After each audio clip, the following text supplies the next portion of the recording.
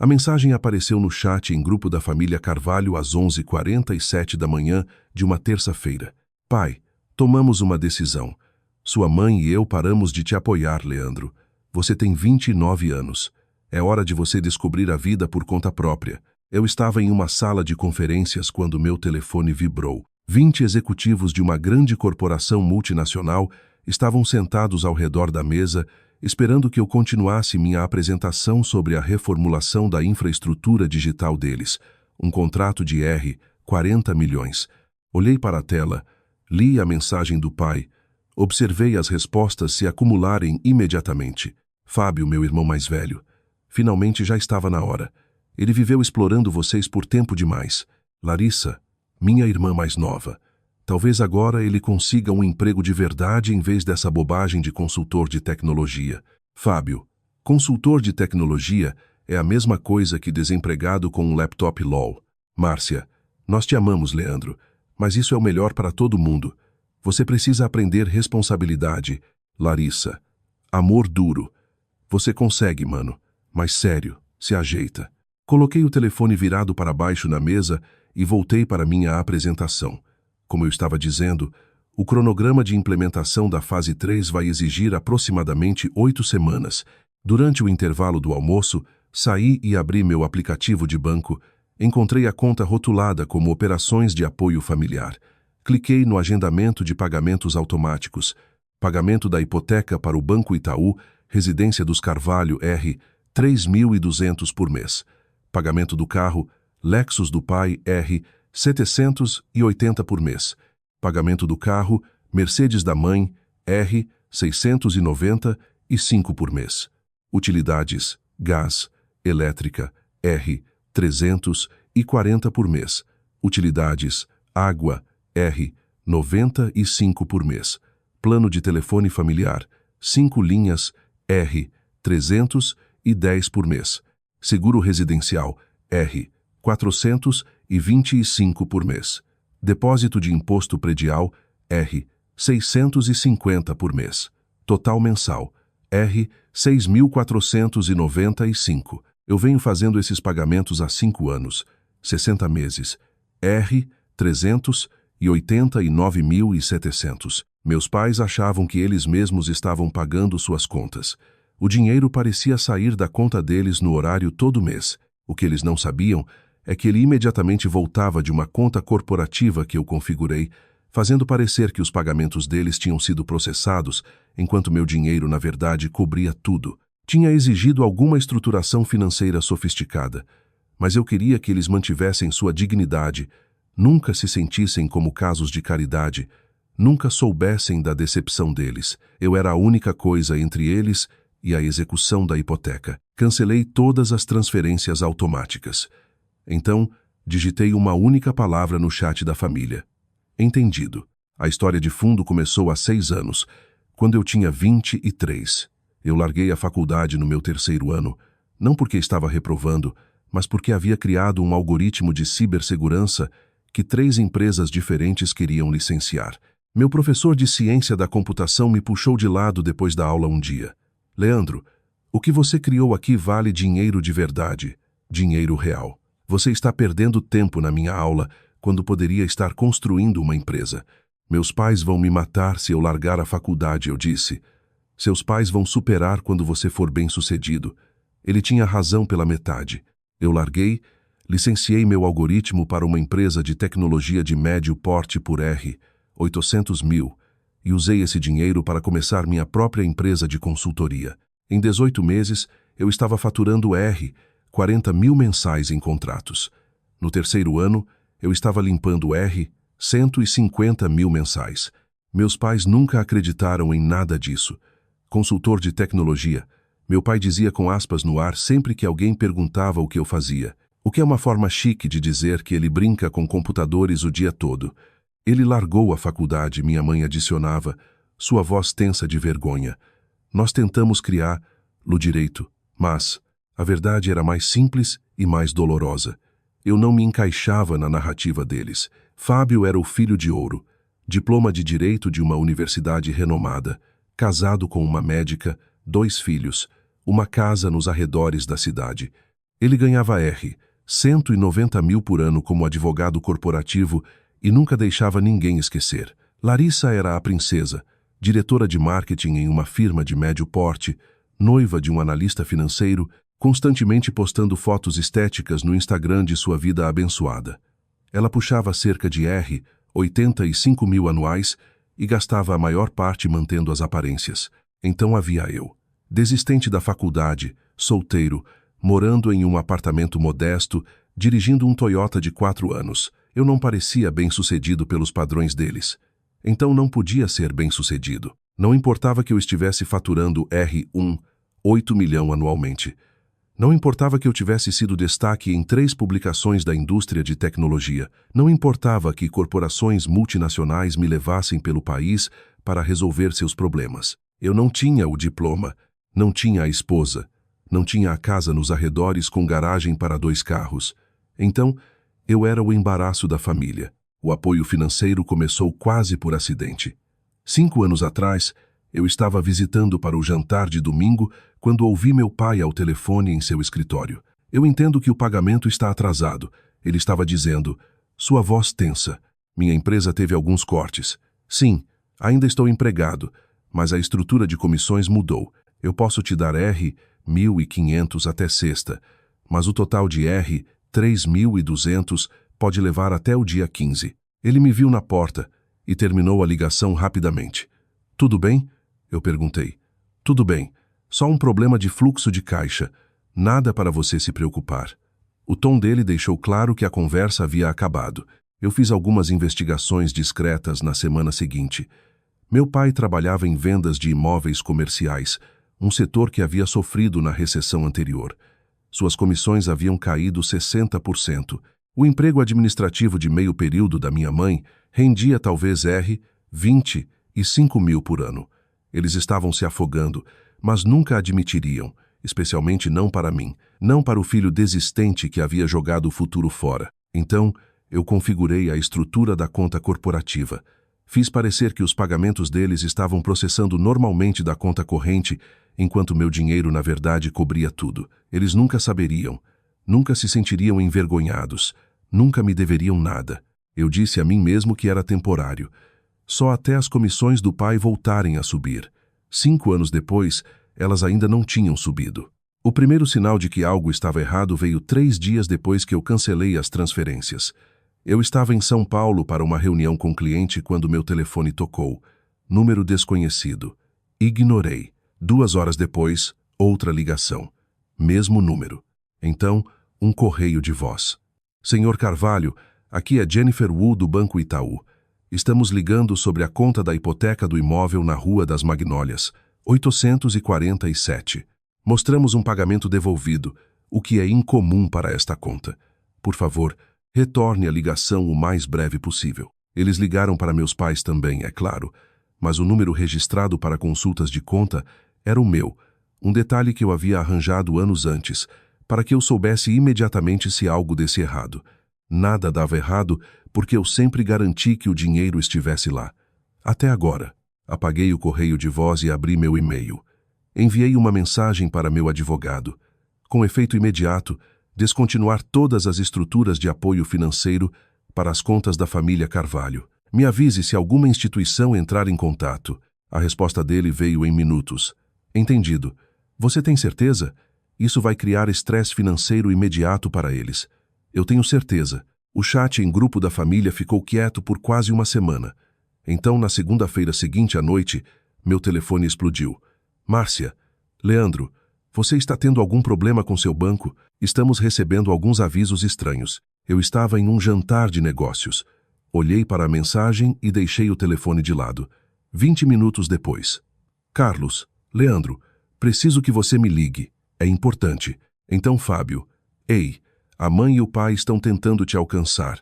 Atende o telefone. Larissa, onde você está? Emergência familiar. Terminei meu jantar.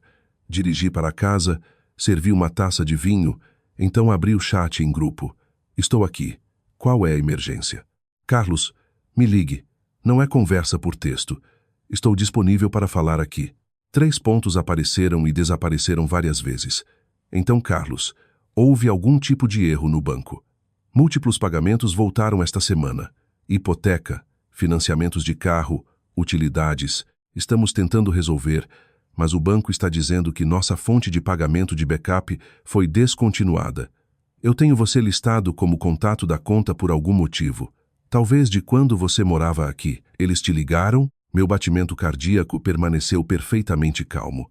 Eu tinha passado 5 anos me preparando para este momento, mesmo que tivesse torcido para que nunca chegasse. Eles ligaram.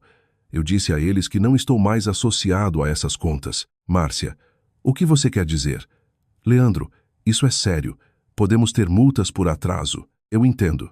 Isso parece estressante. Fábio, cara, o que há de errado com você? Ajude eles a resolver isso. Não tenho certeza do que você quer que eu faça. O pai disse que eles pararam de me apoiar, então estou sendo independente como todos vocês queriam. Eu presumo que vocês todos estão cuidando das próprias finanças também. Larissa, este não é o momento para sua atitude. A mãe e o pai precisam de ajuda. Com o quê? Especificamente, Carlos. Leandro, eu não tenho tempo para qualquer ponto que você está tentando fazer. Você mudou algo no banco? Fechou alguma conta? Tomei um gole de vinho. Olhei para o telefone, pensei sobre 5 anos de pagamentos secretos, 5 anos de piadas de consultor de tecnologia, 5 anos sendo apresentado como nosso filho que largou a faculdade. Eu fechei uma conta corporativa que estava cuidando de alguns pagamentos automáticos. Ela não está mais ativa. Márcia, que pagamentos? Várias contas. Mas como o pai disse, vocês pararam de me apoiar. Então imaginei que não precisavam mais de mim envolvido nas finanças de vocês. Houve uma longa pausa. Eu observei os 3 pontos aparecerem e desaparecerem repetidamente. Carlos, do que você está falando? Eu tirei um print do meu aplicativo de banco. A conta de operações de apoio familiar. 5 anos de histórico de transações. Cada pagamento de hipoteca, cada pagamento de carro, cada conta de utilidades, cada transferência única. Enviei para o chat em grupo. Esses pagamentos. Eu venho cobrindo a hipoteca de vocês, os 2 financiamentos de carro, utilidades, seguro e imposto predial há 5 anos. A conta corporativa que estava cuidando deles agora está fechada. Vocês estão por conta própria, exatamente como queriam. O chat ficou em silêncio. Eu observei os recibos vermelhos aparecerem embaixo da minha mensagem. Márcia, Carlos, Fábio, Larissa. Ninguém digitou nada por 6 minutos inteiros. Então, Fábio, isso é falso. Você não tem esse tipo de dinheiro. Ligue para o Banco Itaú e pergunte sobre a fonte de pagamento da hipoteca dos seus pais nos últimos 60 meses. Eles vão confirmar. Larissa, por que você faria isso e não contaria para eles? Porque eles precisavam de ajuda e eram orgulhosos demais para pedir. Porque eu realmente me importo com a família, mesmo quando eles acham que eu sou um fracasso. Márcia, Leandro, nós nunca dissemos que você era um fracasso. Eu ri alto com isso. Digitei. No último Natal você literalmente contou para a tia Ana que eu ainda estava tentando me encontrar enquanto o Fábio estava realmente estabelecido. No Natal anterior, você me apresentou aos seus amigos como o que é bom com computadores. No mês passado, o pai me disse que eu precisava levar a vida a sério porque eu não tenho esposa e filhos ainda. Vocês passaram 6 anos deixando claro que eu sou a decepção. Então, eu fiquei quieto e paguei as contas de vocês e deixei vocês pensarem que estavam fazendo tudo sozinhos, porque eu amava vocês o suficiente para proteger o orgulho de vocês. Carlos, filho, nós não sabíamos que você também estava lutando financeiramente. Nós nunca teríamos aceitado dinheiro se soubéssemos que você precisava dele. A audácia daquela declaração me atingiu como um golpe físico. Eu não estou lutando, pai. Eu sou dono do meu prédio de apartamentos. Eu tenho 7 dígitos em investimentos. Eu faturo cerca de 8 milhões anualmente. Eu estou bem, melhor que bem. Fábio, você dirige um Toyota, porque eu não preciso provar nada para ninguém, diferente de algumas pessoas. Larissa, se você é tão rico, por que mora naquele apartamento minúsculo? É uma cobertura. Eu sou dono do prédio inteiro. Moro em 2.000 metros quadrados porque não preciso de mais. As outras unidades são alugadas. Outro longo silêncio. Márcia, por que você não nos contou? Eu tentei. Há 6 anos, quando fechei meu primeiro grande contrato, Convidei todos vocês para jantar para celebrar. O pai passou a refeição inteira me dizendo para voltar para a faculdade porque as bolhas de tecnologia sempre estouram. Fábio me deu uma palestra sobre estabilidade financeira. Larissa perguntou se eu tinha considerado conseguir um emprego de verdade com benefícios. Então, eu parei de tentar contar para vocês. Eu só garanti silenciosamente que vocês estavam bem e deixei vocês pensarem o que quisessem sobre mim. Carlos, nós somos seus pais. Estávamos tentando te guiar. Vocês estavam tentando me encaixar na ideia de sucesso de vocês. E quando eu não me encaixei, me descartaram. Os próximos dias foram um caos. Eu observei de longe. Márcia ligou 14 vezes. Eu não atendi. Carlos enviou um e-mail longo explicando que eles sempre me apoiaram do jeito deles e que eu estava tirando as coisas do contexto. Fábio enviou mensagens de texto irritadas me acusando de manipulação financeira e de segurar isso sobre a cabeça deles. Larissa tentou o caminho da simpatia. Eu sei que você está magoado, mas isso é cruel. Eles são nossos pais. Eu respondi exatamente uma mensagem, a de Larissa. O que é cruel é passar 5 anos sendo o alvo de piada da família, enquanto literalmente mantinha todo mundo flutuando. O que é cruel é ver eles se gabarem do salário do Fábio em todo encontro, enquanto eu pago a hipoteca deles. O que é cruel é nós paramos de te apoiar. Quando o único apoio que existia fluía na direção oposta, ela não respondeu. 2 semanas depois que eu cancelei as transferências, meu advogado ligou. Seu pai quer se encontrar. Ele está perguntando se você vai vê-lo. Não. Ele está oferecendo pagar de volta tudo. Ele tem algum tipo de plano de pagamento desenhado. Isso me parou. Ele o quê? Ele veio ao meu escritório ontem com uma planilha. Ele quer pagar o valor total, R$ 389.700 a R$ 2.000 mensais. Isso levaria ele 16 anos. Fechei os olhos. Ele não pode pagar isso. Eu disse a ele isso. Ele disse que faria funcionar. Vender os carros, reduzir a casa, o que for preciso. Meu advogado pausou. Leandro, eu acho que ele está sério. Diga a ele não. Você não quer o dinheiro de volta? Eu nunca quis o dinheiro de volta. Não é sobre isso. Então sobre o que é? Olhei pela janela do meu escritório para a cidade abaixo. É sobre eles me verem. Realmente me verem. Não quem eles querem que eu seja ou quem eles ficam envergonhados que eu não seja. Só eu. Vou dizer a ele que você recusou o plano de pagamento. O que devo dizer sobre uma reunião? Diga a ele que vou pensar sobre isso. 3 semanas depois das transferências canceladas, Fábio apareceu no meu prédio. O porteiro ligou. Senhor Carvalho, seu irmão está aqui. Devo mandar ele subir? Não, eu desço. Fábio estava andando de um lado para o outro no lobby, ainda de terno de trabalho. Ele parecia exausto. Belo prédio. Ele disse quando me viu. Você realmente é dono disso? Sim, todas as 6 unidades. Sim, ele passou a mão pelo cabelo. Jesus, Leandro, por que você não disse algo? Eu disse. Nenhum de vocês escutou. Quero dizer, realmente disse algo. Mostrou para nós, provou. Eu não deveria ter que provar meu valor para minha própria família. Fiquei de pé. Não convidei ele para sentar. O que você quer, Fábio? A mãe está um caco. O pai está tentando vender o carro dele. Larissa não para de chorar porque se sente culpada. Ele encontrou meus olhos. Você fez seu ponto. Podemos consertar isso agora? Que ponto você acha que eu fiz? Que nós te subestimamos. Que estávamos errados. Tudo bem, estávamos errados. Você é bem-sucedido. Nós entendemos. Agora podemos seguir em frente. Eu ri, mas não havia humor nisso. Você acha que isso é sobre provar que sou bem-sucedido, não é? Leandro, eu paguei as contas deles por 5 anos. Nunca contei para eles. Nunca pedi crédito. Nunca joguei na cara de ninguém. Eu fiz porque eles precisavam de ajuda e eu podia ajudar. Minha voz permaneceu nivelada. E o agradecimento que recebi foi ser dito que eles pararam de me apoiar em um chat em grupo da família enquanto todos vocês riam. Isso não é sobre sucesso. Isso é respeito humano básico. Nós não sabíamos. Você não perguntou. Isso é diferente. Fui em direção ao elevador. Diga para a mãe e o pai que vou pagar a hipoteca por mais 2 meses.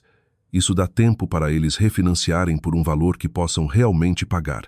Depois disso, eles estão por conta própria. Realmente por conta própria. Leandro, espera. Eu não estou fazendo isso, Fábio. Não hoje. Não com você. As portas do elevador se abriram. Vocês passaram 6 anos fazendo piadas sobre minha carreira. Vocês querem consertar as coisas? Comecem olhando no espelho. Entrei no elevador e apertei o botão antes que ele pudesse responder. 6 semanas depois que tudo implodiu, recebi uma carta pelo correio, com a caligrafia do meu pai no envelope. Quase joguei fora. Em vez disso, servi uma bebida e abri. Leandro, não sei se você vai ler isso. Não culpo você se não ler. Sua mãe e eu nos encontramos com um consultor financeiro esta semana. Estamos reduzindo para uma casa menor, algo que possamos realmente pagar com nossa renda. Vendemos os 2 carros e compramos usados à vista. Estamos cortando despesas em todos os lugares que podemos. Deveríamos ter feito isso anos atrás. Estávamos vivendo além dos nossos meios e orgulhosos demais para admitir. Orgulhosos demais para pedir ajuda. E quando a ajuda veio de você, fomos cegos demais para ver. Fábio me mostrou as mensagens de 6 anos atrás. Quando você tentou nos contar sobre seu primeiro grande contrato, eu li o que escrevi para você naquela noite. Bolhas de tecnologia sempre estouram. Consiga um emprego de verdade. Não lembro de ter dito essas coisas, mas acredito em você que disse. Não estou pedindo perdão. Não estou pedindo nada. Só quero que você saiba que eu te vejo agora. Eu vejo o que você construiu. Eu vejo o que você fez por nós. Eu vejo quem você é. E sinto muito que tenha levado a perder tudo para abrir meus olhos. Eu te amo, filho. Estou orgulhoso de você. Eu deveria ter dito isso mais. Eu deveria ter dito isso antes. Pai, li 3 vezes. Coloquei no chão, peguei e li de novo. Então liguei para meu advogado. O plano de pagamento que meu pai propôs, ele ainda está oferecendo? Sim, ele tem ligado semanalmente para perguntar se você reconsiderou. Diga a ele não de novo. Diga a ele que a dívida está perdoada. Tudo. Leandro, você tem. Diga a ele que nunca foi um empréstimo. Era família cuidando de família. Diga a ele. Pausei. Diga a ele que estou liberando os R. 380 e 9.700 com uma condição. Qual? Que ele pare de tentar me pagar de volta e comece a construir a vida que ele pode realmente pagar. A vida honesta. Sem mais manter as aparências. Eu vou dizer a ele.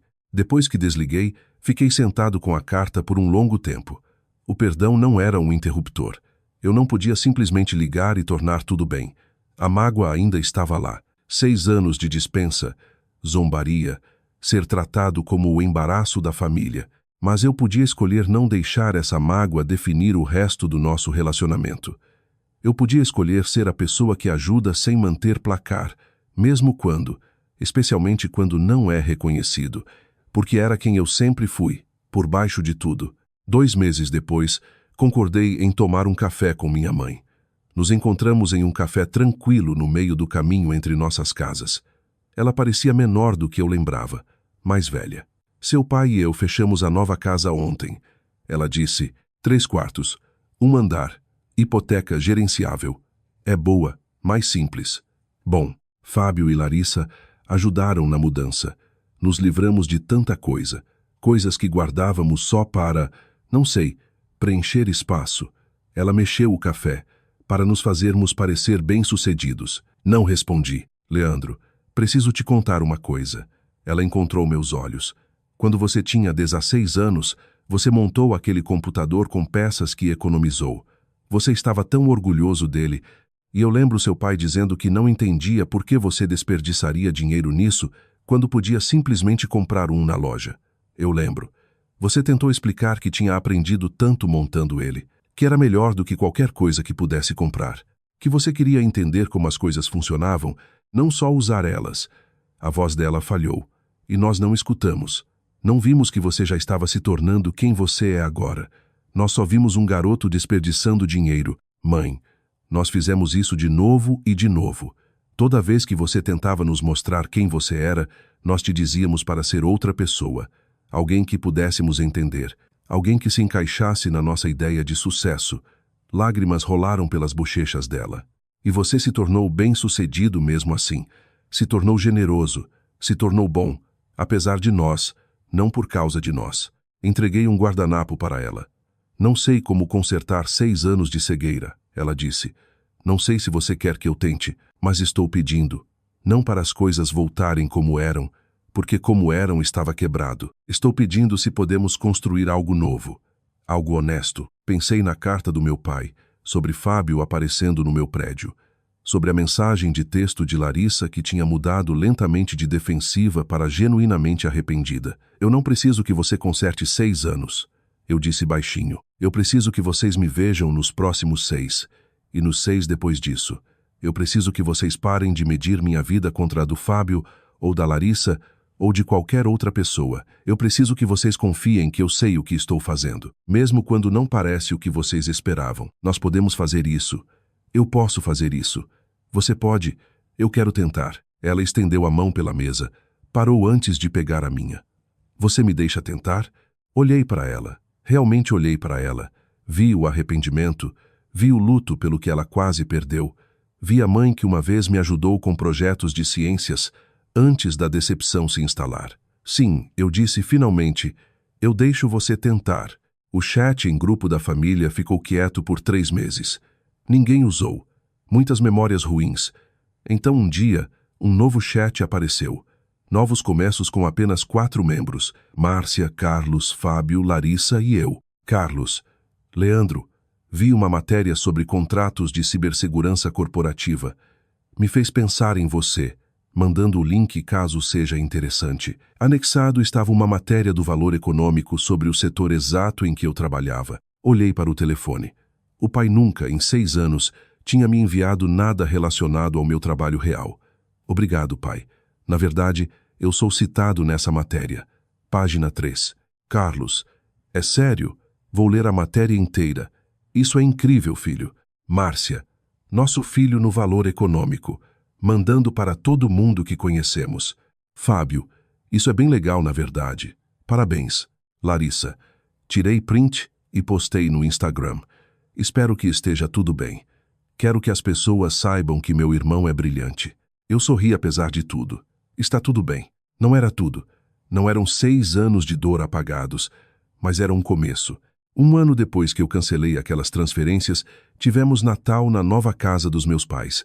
Era menor que o lugar antigo. Os móveis eram descombinados.